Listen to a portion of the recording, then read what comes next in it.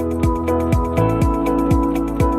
it's Flatch. Welcome to this next episode of Next Gen 911 FutureMakers. The podcast is about thought leaders and their impact on our future leaders in the industry. So today joining me, we've got Tracy Eldridge from RapidSOS. Tracy, welcome to the podcast. Hi, Fletch. How are you? Good to see you. You're a busy person. I'm seeing you all over the place. You are constantly out there doing something. Are you saying I get around? You do. That's what the rumor is. That's what the rumor is. You know, I'm not saying nothing, but that's what the rumor is. You know, what you do, the thing I love about what you do, and the reason why I wanted to have you on this podcast, is that you are an enabler of people's careers for the future. And it's a very selfless thing, really, that you do. You're bringing things out that are important and really shaping the future of a lot of things. And you are really the definition of a Next Gen 911 future maker. I love that term now that I understand it. Well, and you know what? You didn't understand it at first. And I don't think maybe I didn't understand it when I think about it. So what is a future maker to you, a next generation future maker? Well, so when we first had this conversation about your new endeavor here, I have to say I was a little ignorant. I was looking at it in black and white. Oh, right? Thanks for the soundbite, by the way. I'm a little ignorant. That's going to show up all over the place, but go ahead. No, I was truly a little ignorant. So you and I were having this conversation. You were telling me about a podcast, a new podcast that you were doing, and I just thought that was awesome because you need to be out there. And when you made reference to the Next Gen 911 or NG911 FutureMakers, I'm like, dude, Next Gen's already here. Like, what are you talking about? Like it's not future anymore. It's here. And I was so stuck in that mentality that until we dove deeper into it, and you explained that, no, it is the folks that are creating the future for 911, creating those future leaders. The next generation of 911. The next generation of 911. So, so when I hear that term, now that I fully understand what it is that you mean, number one, I'm honored that you look at me that way. A lot of the stuff that I do because there were a lot of things in my career that failed me, and I could have taken, it personally. I could have gave up, but I actually used it to fuel my ability to share my passion with folks, and honestly, the passion to just do the right thing, like be kind, be professional, help others up. I think a lot of times we get lost in our own life and our own stuff, that we forget that there's a whole bunch of people around us that may need your help or your hand just moving up a little bit, or even just getting up. First getting up and then moving up and encouraging people to move up. So when I get lumped into this category of, NG911 FutureMakers, I'm going to look back in 50 years and say, you know what? I know I played an important role in the era of around the 50-year anniversary of 911. So when we hit 100 years for the anniversary of 911, I'm going to look back and say, remember the 50-year anniversary when we were in Haleyville, Alabama? And never in a million years would I have imagined I have the platform that I do now to make a difference. It is. I mean, and it's something that you built, and you've got this fire in your belly, but sometimes you need to get pushed, and that fire needs to get started, and that's why I constantly kid you. Oh, I think I'm going to do this, Fletch. I go, oh, that's a great idea, but you're a girl, so I hope you can pull it off. And the reason I say that is to totally get under your skin. And you do. You have that way of pushing me out of my comfort zone. And I think that's key, right? So I was having a conversation with some folks in West Virginia earlier today, and one of the topics was about being a supervisor, and that they're struggling to get folks to actually want to step up and lead. And, I just think to myself, I'm like, oh, well, it's easy. You just got to put yourself out there and just do it. And then I'm like, oh, wait a minute. I'm often sitting behind the scenes worrying and wondering whether or not I'm capable of doing something. So to have people like you often push me off the cliff and remind me that I am capable of doing these things is really important. So you have to surround yourself with supportive people, and not only the people that are supportive, but the people that see your value and your worth. You know, there's a lot of times that I've been beat down by people in my circle or in certain situations, and I let them, I let them get the better of me. And do you want to name them? We can name them right now. That would be fun. I am not going to. That would be fun, Tracy. No, we're not going to do that. We're not going to do that because it's not necessary, right? So, but honestly, if I did see some of those people today, well, maybe not in COVID days that we're living in right now, but I'd probably give them a big hug and say thank you, because there were so many situations in my career, in my personal life, where there were people that kind of beat me down and were aggressive and made me feel like I couldn't do things, that when I look at where I am now and what I'm doing, I needed them to do that. They had to be that person so I could learn, so I could build up the strength to move forward and do the things that I'm doing. No, I think that's great. Now, one of the things that you do, and, you know, it really, I thank you, because I actually had my own little incident, which was really weird and the last thing I would have expected. But you speak out all the time on something that is rampant in this industry, and that's really, I think, next gen related, because it's going to become worse, and that's PTSD. You wouldn't, yeah, a lot of people wouldn't think, oh, well, you're not going to, you know, how does PTSD come into play? And that's a person that's never been in a center, never sat under a headset, and certainly hasn't been bombarded. I don't think any of us have been bombarded with video. I mean, that's still an area where we don't know what that's going to be, but we can all imagine the impact that that's going to have. Yeah, so one of the things that I truly believe in is that the advocacy that I'm seeing now versus when I was a baby dispatcher. I was on another podcast earlier this month, and we talked a little bit about, you know, what was the difference now than when I was coming up as a telecommunicator or a dispatcher. I was a dispatcher then, and I just remember there wasn't a lot of training on it. Like we weren't educating folks. We weren't saying things like, hey, your ears are going to see things that your brain will never forget. And my friend Carol in Virginia said that in one of my training sessions one day, and I told her I would steal it and I would give her credit every single time I said it, because it is such a profound statement.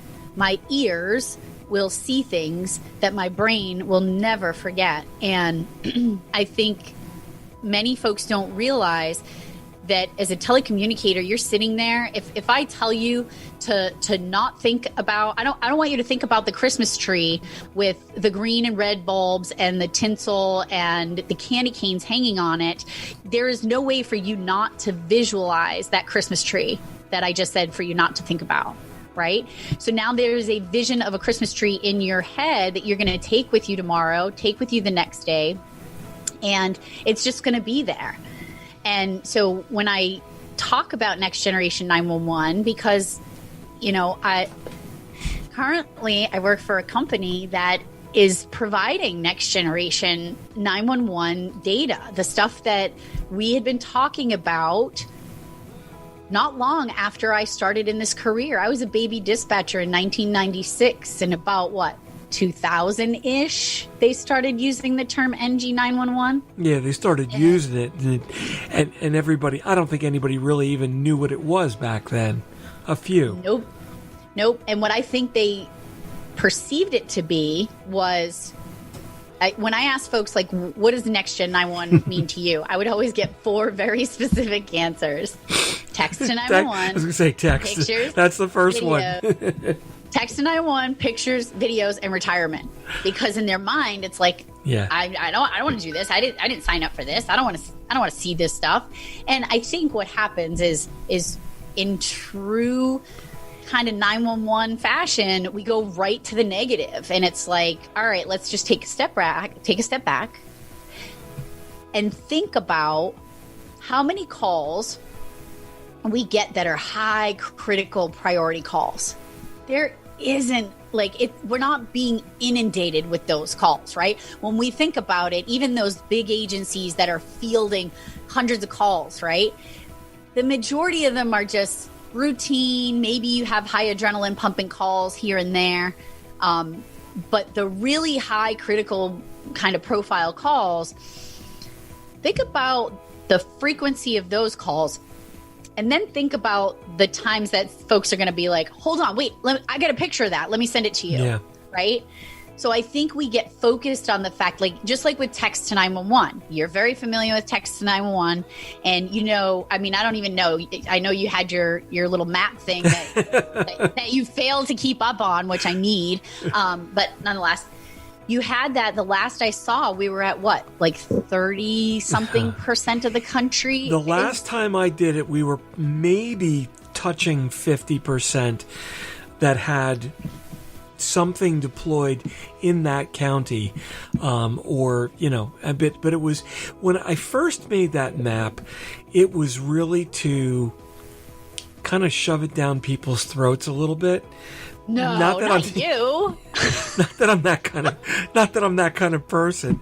You would never do that. But it was almost like, stop talking about this like it's all over the place and it's here.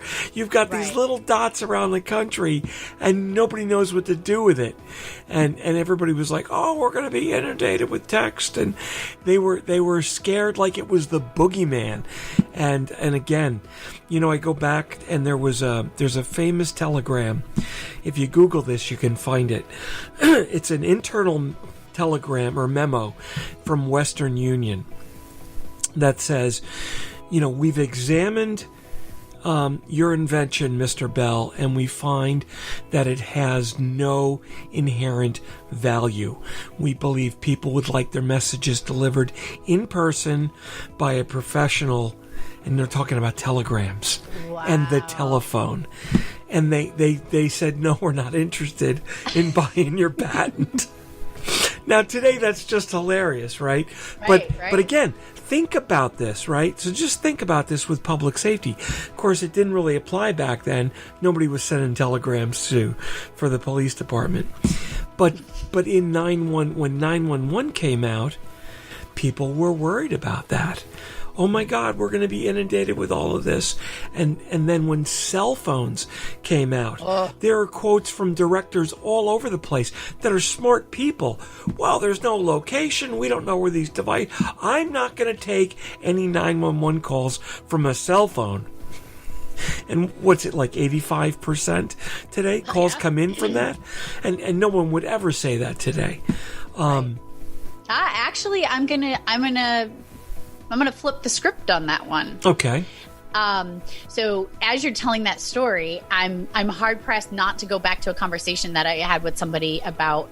So at RapidSOS, we provide a web browser tool that when it first came out, 911 call would come in, telecommunicator would type the phone number in of the 911 caller, and they would get the exact location of the 911 caller. I'm talking like if you pulled up on scene, you might see like a green dot above their head, like a location pin above their head. Like that's how accurate it was. And I remember having a conversation with a director, and I said, we encourage you to make sure they're logging in at the beginning of every shift and querying every call. Yep. And if you saw the look on his face, he was like, oh, nope. There's no way I'm going to make them query every call. He says, and it was just a generalized statement. He just threw it out because it wasn't accurate at that moment, was, I'm going to have a hard time having them query every call when only 4 out of 10 locations appear. Right. And that was back in the beginning when not a lot of devices were contributing to that, right? Yep, for sure. So all of the devices hadn't even been upgraded yet, and in my mind, this is where there's that difference, right? You asked about the NG911 FutureMakers and folks that are just okay with the status quo, right?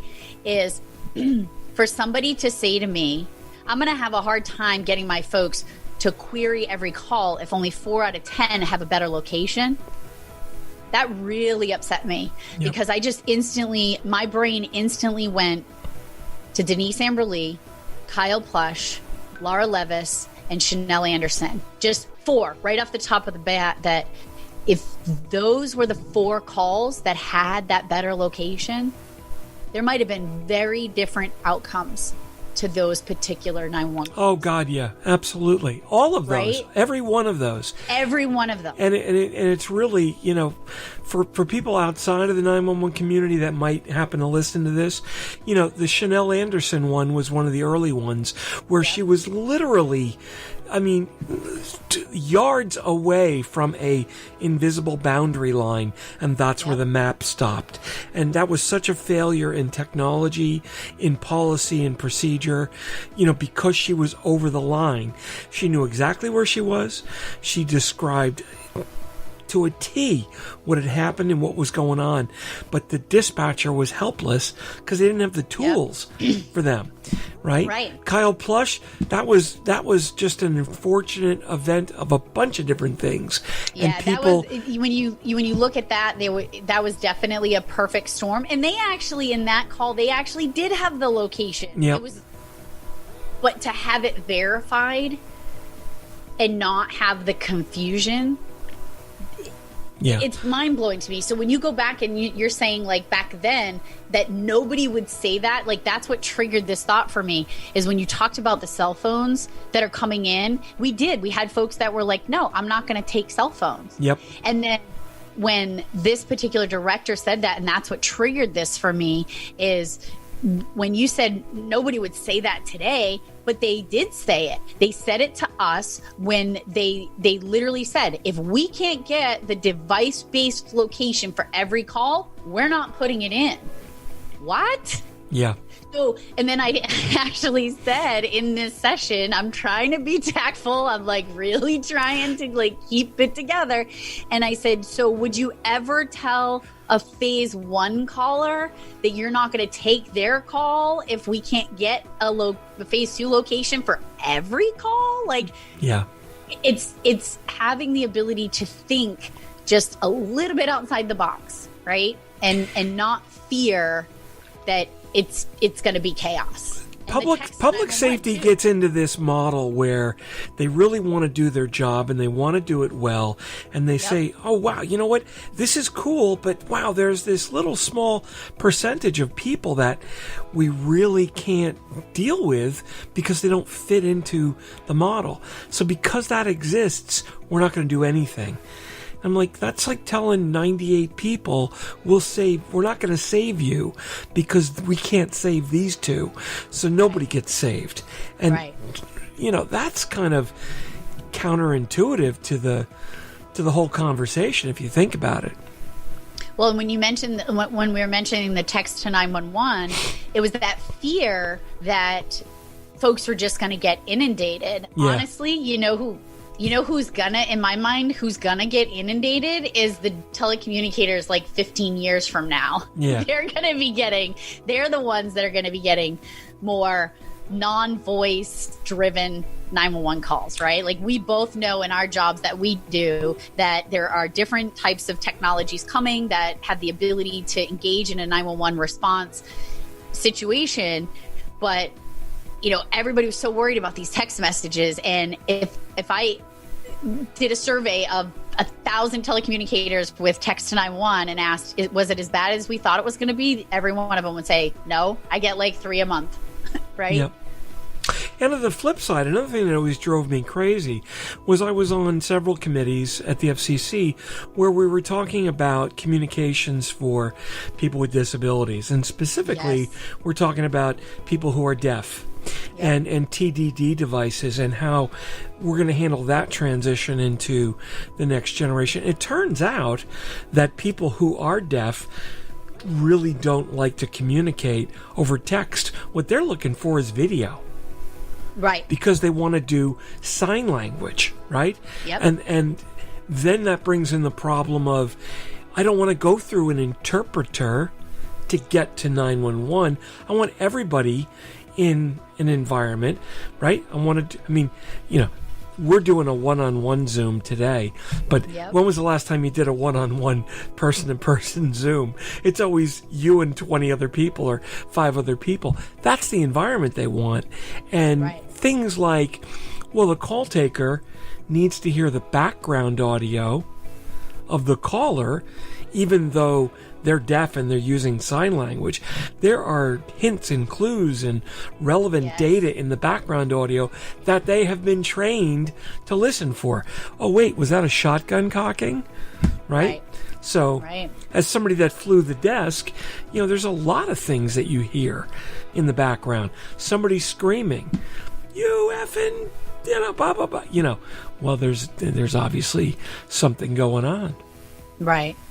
So, but again, people are ignoring new technology. Oh, we can't do video to 911. What about the things we're going to see? Yeah, you know what? That's going to be there, and we need to figure out a way around that to accommodate that. But, Well, and I think with that too is I also think that when they say that videos can come to 911, that telecommunicator is assuming it's going right to them, when in reality it doesn't always have to go right to them. Right? Sure. So I think back to something obviously very near and dear to my home state, the Boston Marathon bombing, which inadvertently happened on my birthday. We were getting ready to go have something to eat, and my buddy Boosh was scrolling on Facebook, and he said something just happened at the marathon. Now, my birthday's been on the marathon day 20 times, and it's just a staple here in Massachusetts, and we were glued to the television for the rest of the day. Well, they have it for your birthday when they were planning that, I'm sure.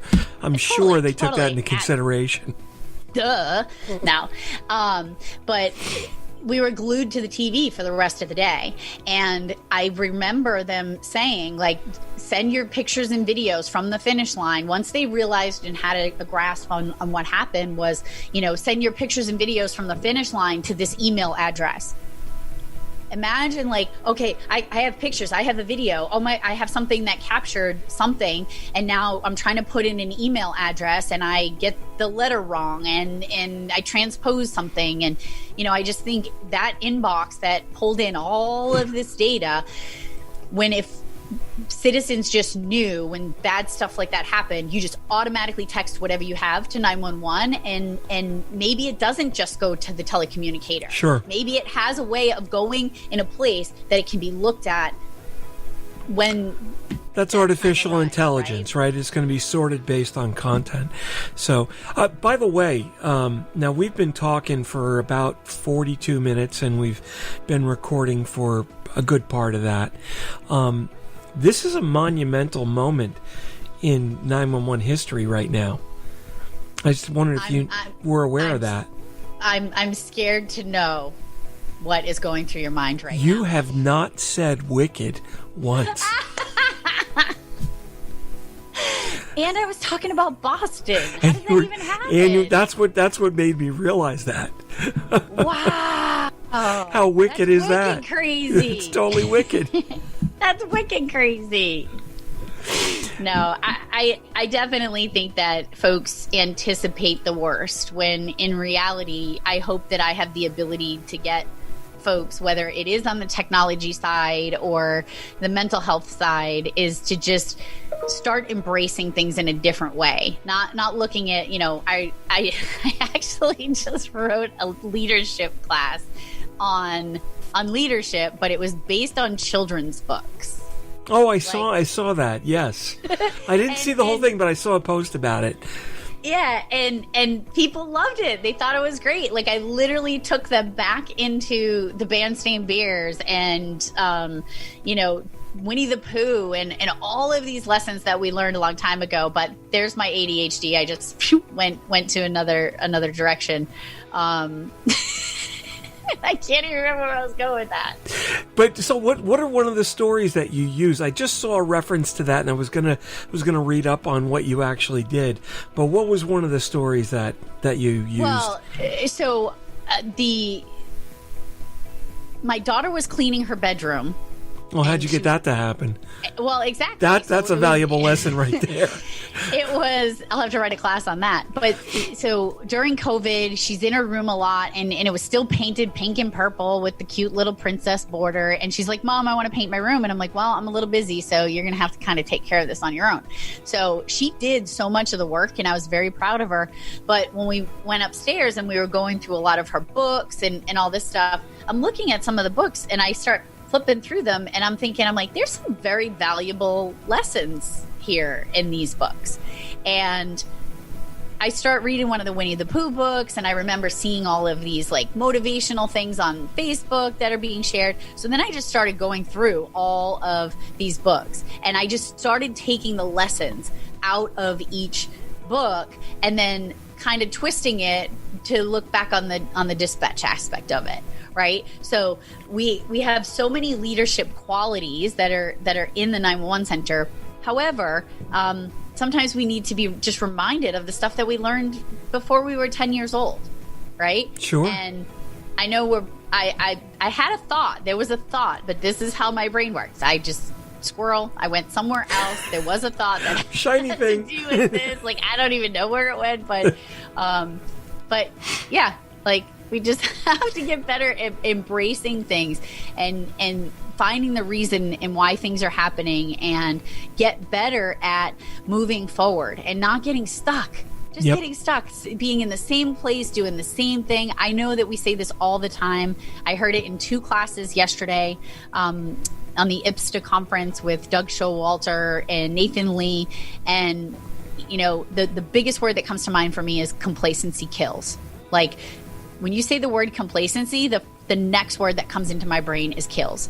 Because when we become complacent, when we become closed off, when we don't open up ourselves and look at things in a different way, something bad will ultimately happen, because you can't resist change that long. And when you do, and if you're a leader and you have the opportunity to implement change, I mean, again, going back to the RapidSOS portal, I see dispatchers on Facebook groups saying, I want this technology, but my bosses won't let me have it. Yep. They won't let us have it.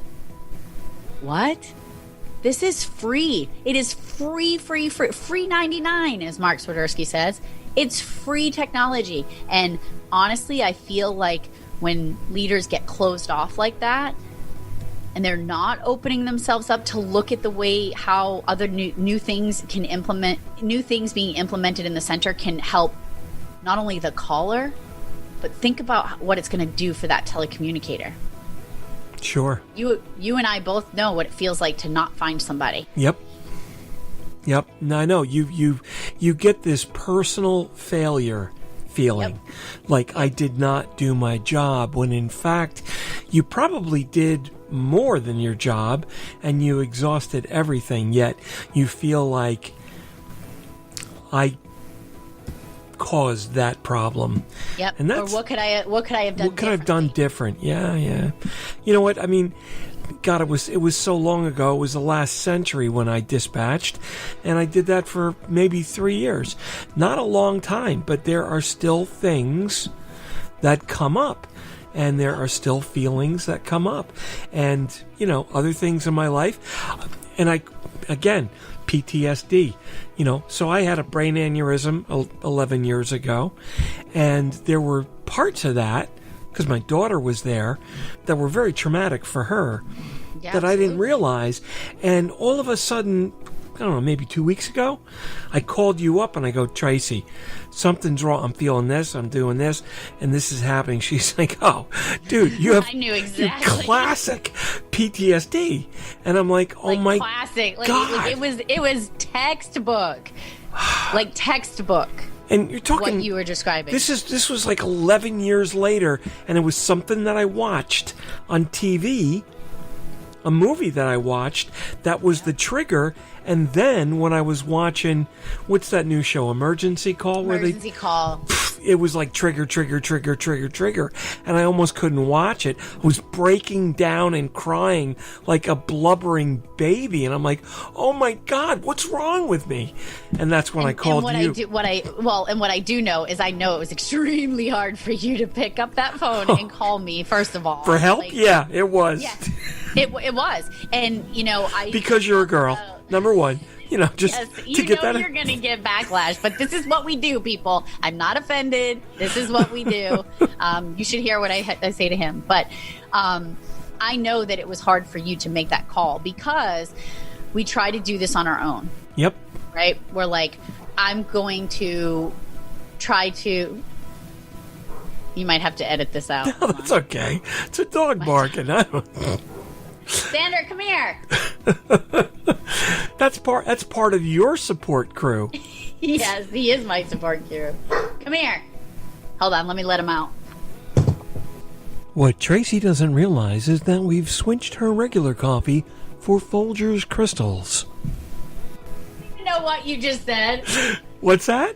I don't even know what you just said. I said, what Tracy doesn't realize is we've switched her regular coffee for Folgers Crystals. No. All right, where was I? All right, let's go back. So, I know it wasn't easy for you to make that call because we think that we can do this on our own. A lot of folks will say, when you're struggling, reach out. And again, I'm going to flip that script and say that I know what it feels like to not be able to reach out. I was in a really bad place one day, and there were a lot of really difficult thoughts going through my head, and I wasn't sure I was going to come out on the other side of those thoughts, but something happened that snapped me out of the place that I was in. I had kind of disassociated from everything around me, and I can assure you, in that moment, I was not able to reach out. I just wasn't. Yep. And people think, like, when you're in that place, that it's easy to go, oh, wait a minute. Sophia McGillicuddy and Henrietta Hinkeldorf and all these people, they told me if I need help to reach out. And, I'm just going to reach out because they told me to reach out. It doesn't work like that. Yep. So the fact that you saw that something wasn't right, and when I say isn't right, it's like triggers are obvious things. It's like I was a victim of domestic violence in my first marriage. If somebody steps forward towards me aggressively and raises their voice, that is going to be a trigger no matter what. Sure. It's just going to be a trigger. That's an obvious trigger. So when you explained to me the story of what was happening and what happened on television, to me it was like red alert. Like, this is a no-brainer. This is a trigger all day long. Those are the ones that we can see and we can fix. It's the triggers that we don't know about. So I'll give you an example. One of my telecommunicators had a traumatic call that had happened, and when one of my sergeants came back from the call, she said something really bad to my dispatcher, and that dispatcher held on to this negative comment that made my dispatcher feel like a 2-year-old child did not make it because of her. Yeah, I remember you telling me that story. That's a horrific story. And my God, it was just, And then 7 years later, a call that started off similar to that call had nothing to do with that type of call. It was a totally different call. But because it had a similar action of my dispatcher being hung up on by the caller, because in the first call she was hung up on. Yep. And then 7 years later, she was hung up on. And that 7 years later call had a really profound effect. And this was a call that shouldn't have affected her. But it wasn't the call that affected her. It was the behavior on the call that affected her. So we do have to make sure that all of this stuff that we're moving forward, you are 100% right at the beginning of this conversation, that PTSD awareness and mental health is more a part of NG911, like the real NG911 generation, right? That generation. Yep. The actual technology and structure and all of that, PTSD is 100%, and mental health and wellness and stress is more a part of that today than it ever has been. I think the manufacturers need to understand that better, coming from that world, Yep. You know, they had a Section 508 guy, Dr. Paul Michaelis, when I worked at Avaya. He was our disability guy, our ADA guy. That was his job. He was a PhD scientist that worked with the technology to make sure that things that we built were accessible. Yep. I believe that in people that provide public safety content and gear, they need to have a PTSD specialist understanding what the impact is going to be, that their equipment is going to enable call takers, dispatchers to see, hear, feel, maybe smell in the future. Who knows? God, I hope not. But I hope not. This is something that has to be dealt with, or else you're going to have people triggering like crazy. And think about the new 988 number that they're starting to publish right now. That's a whole new topic, and we're gonna. That's so deep. I want to have another podcast with you about that, because I want to understand what you feel the impacts are of a 988 suicide hotline. You know, the purpose of that number is help. I need help. I'm going to kill myself right now. Wow, that just turns everything upside down. Talk about flipping the script. Well, and it does, because, you know, I have to say I had kind of mixed emotions when I'm like, isn't that what 911 is, though? Mm-hmm. Right? Like, in my mind, if I'm there, if I'm in that moment, like, I should be calling 911 because they're trained to handle this. Yeah, but here's the thing, Tracy. 911 is because it's one number and it works everywhere. Yeah. It's one number and it works everywhere. And everybody knows it. It is the most common brand in the world, even in countries that don't have 911. You go to Europe, I'm going to call 911. No, they're going to call 112, but they all know they're calling it 911. It's like Kleenex or Band-Aid, right? Or Xerox, right? Maybe not Xerox anymore. Like Xerox? Where is there even a Xerox? Back in the days of mimeographs. But oh my gosh. So, hey. You just dated yourself, man. No, well, nobody else will date me.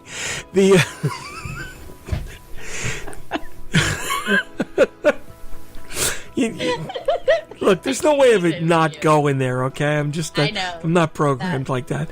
But I forget, talk about ADD. You just did squirrel.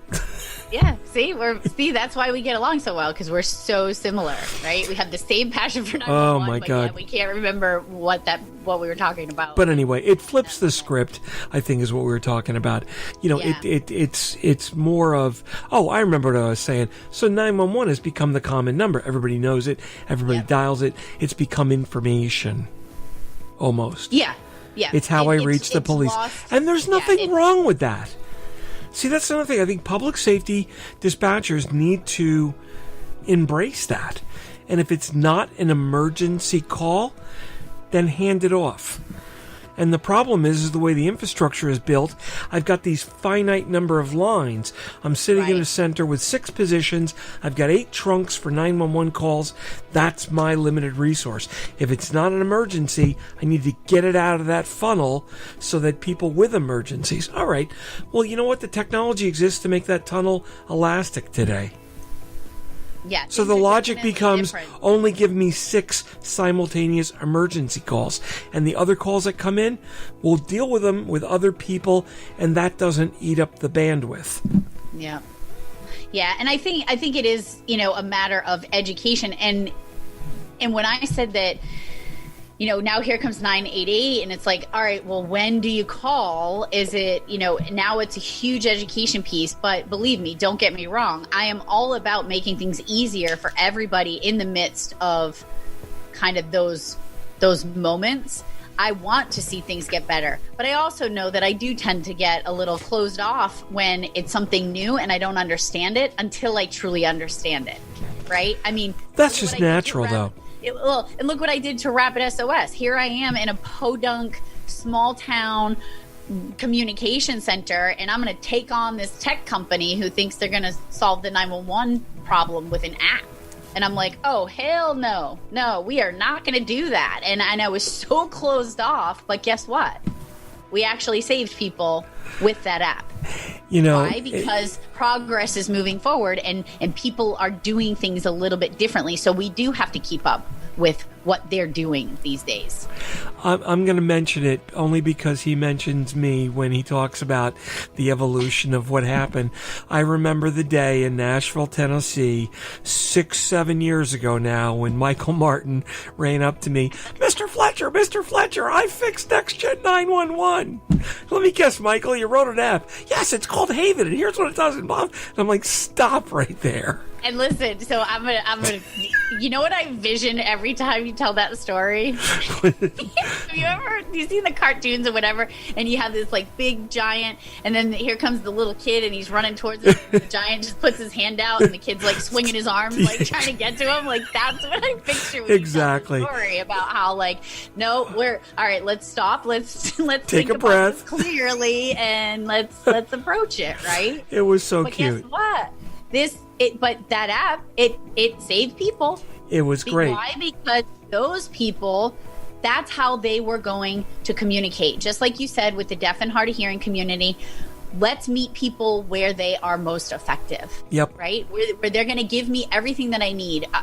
Android ELS is capable of sending language to our emergency response platform.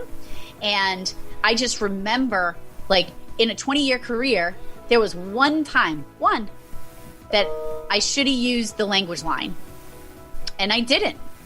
And the stress that call had cost me versus just embracing and saying, all right, well, I don't use the language line a lot, but I know it's there and I'm going to use it. Instead of having a fear of it, I should have used it, and maybe the outcome of the call would have been better, because one of the things that we did learn in that situation is talking louder and slower to somebody that can't speak English. It doesn't work.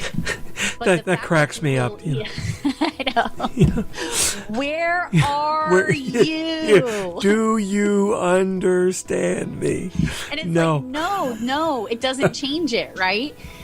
So when I see that Google ELS is stepping up and sending us the preferred language to the platform, where the telecommunicator can look and go, oh, they speak Spanish or Portuguese or Indian or whatever it is that they speak, that just saved me a whole bunch of time. So so that's a great example. So think about this, the technology, I've got individual dispatchers, call takers logging in. So Tracy Eldridge exists, and Tracy has a special skill set.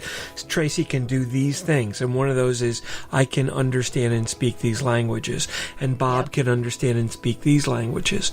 So now when a call comes into the center, and I need a Spanish, it's marked as someone who speaks Spanish, and I've got a Spanish-speaking call taker, that's where I want the call to go first. And if I can't get the call there, then I'll give it to Tracy as a backup. But you know what, and this is the thing that everybody talks about, local knowledge when we consolidate 911. Again, just because you're consolidated, you could be virtually consolidated. Right? The core is up in the cloud. We're leaving the people in place.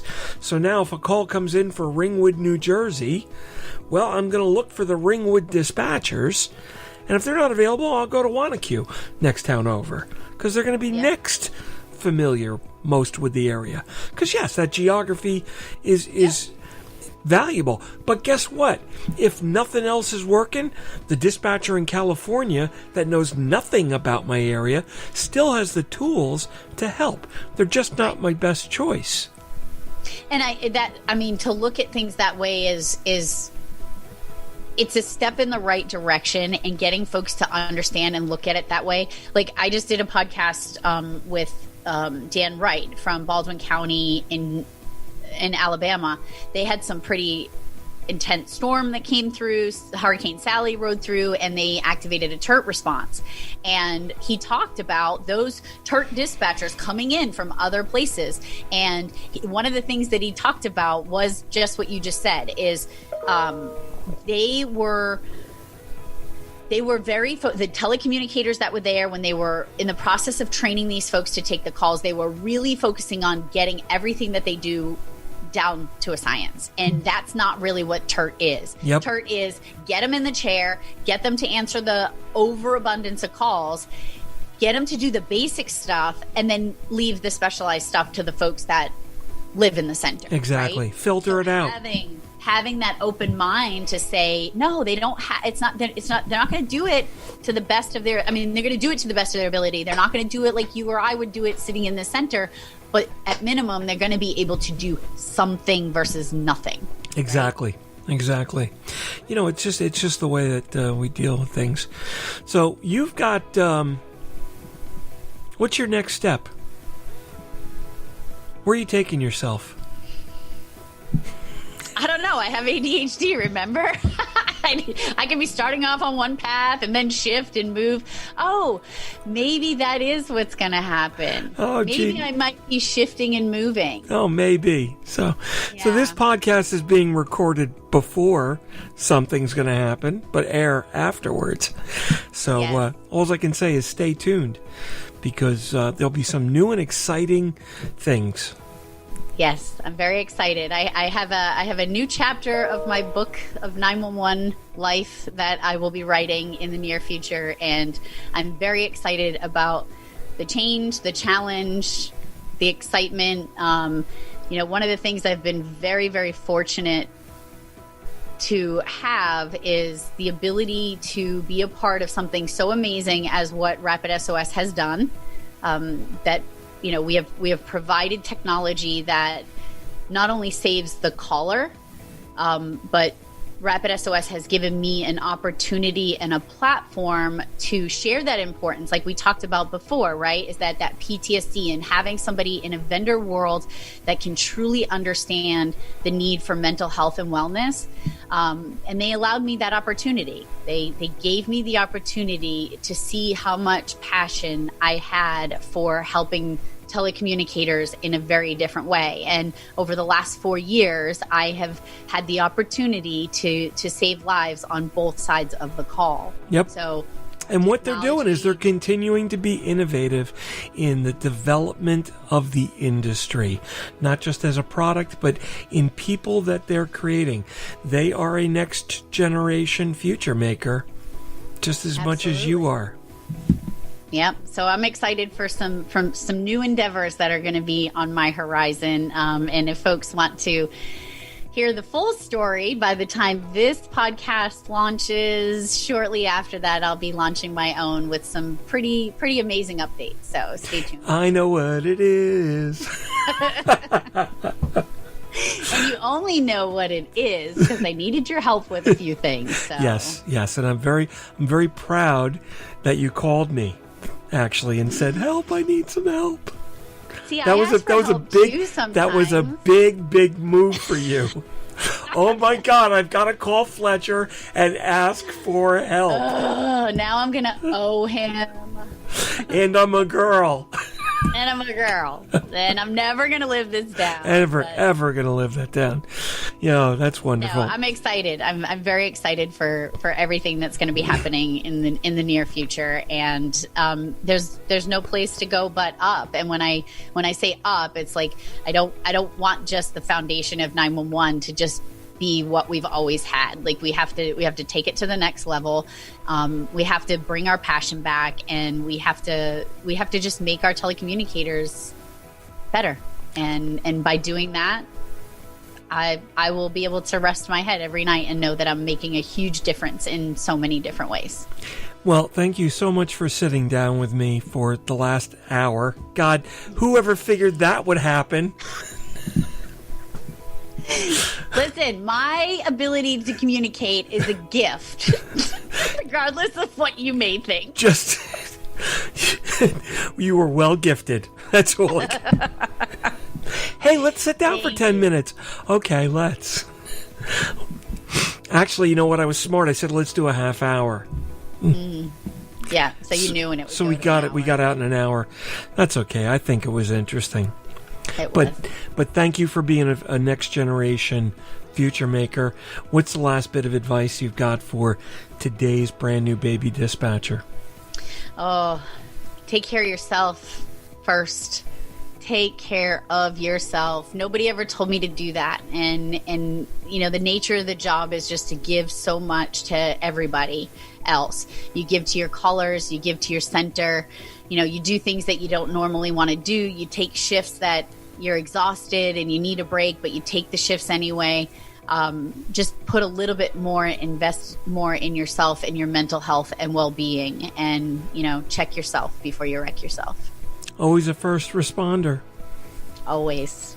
God bless you. It's just, I feel this brother-sister thing with you, and I always have, and I'm just so proud of you and what you do and how you do it. It's just, I've got so much respect for you, Tracy. You cannot believe.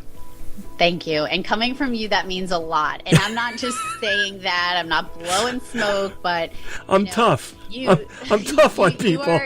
You are very tough, and you've been tough on me, and here I am still coming back like the lap dog, like, all right, you kicked my butt, but I'm still going to adore you, and I'm still going to come back, because I know that at the end of the day, you and I are very similar, and we are cut from a very similar cloth, where we're extremely passionate about this industry, and we want so much for things to be looked at as a different way. We want things to be embraced, because we want to make sure that everything 911 is the best that it can be. So I appreciate your support, your unwavering support. Well, thank you very much. Even if it's a little tough sometimes, but that's okay. That's all right. We both enjoy it. You know what? I love it. I tell you, I love getting beat up by you. Yeah, and then there was that time you made me cry, and I think you were like, oh my God, let me tell you something. When that happened, it's like, okay, you've gone way too far. You scared the hell out of me. But here we are, right? But here we are. And we both learned something that day. We learned a lot, and I will forever be grateful for that moment. We tend to look at things that happen as a negative thing, but in this case, I end up in tears. You take a step back, you look at my point of view, I look at your point of view, and here I am about to do something very different. It was a day of tough love. Yep. So for both of us. So absolutely. I appreciate you. Well, good luck on your new adventures, whatever they may be, wherever you're doing. You're not really changing families. You're extending. Nope. Extending my 911 reach in a very different way. That's all. And we're not, I want to say this so bad, but this is not going to publish until afterwards. So it doesn't matter if I say it or not. So. All right. Well, we'll come back. We'll come back and visit that thought. Thank you so much for being a part of this podcast and making this new endeavor something that's valuable to a lot of people for a lot of different reasons. You are certainly a next generation future maker, and there'll be plaques and t-shirts coming someday. All right, I'm like, do I get a cup or mug or something? Like, at least a sticker. But you are number 2. Jeremy DeMar was number 1. Yes. And you are number 2. Because... It's all right. Because he lives near you? No. Is that what... No. Because you're a girl. Oh, how did I not know that? Oh, I should have known that. Thanks so much for joining me today, Tracy. Tracy Eldridge from RapidSOS, our Next Gen 911 FutureMaker number 2. Have a great day. Thanks for doing this with me. Appreciate it. All right, asshat. I'm going to go. All right, love you, sis. Have a great day. Love you, too. I'll talk to you later. All right, see you. Bye-bye. Bye.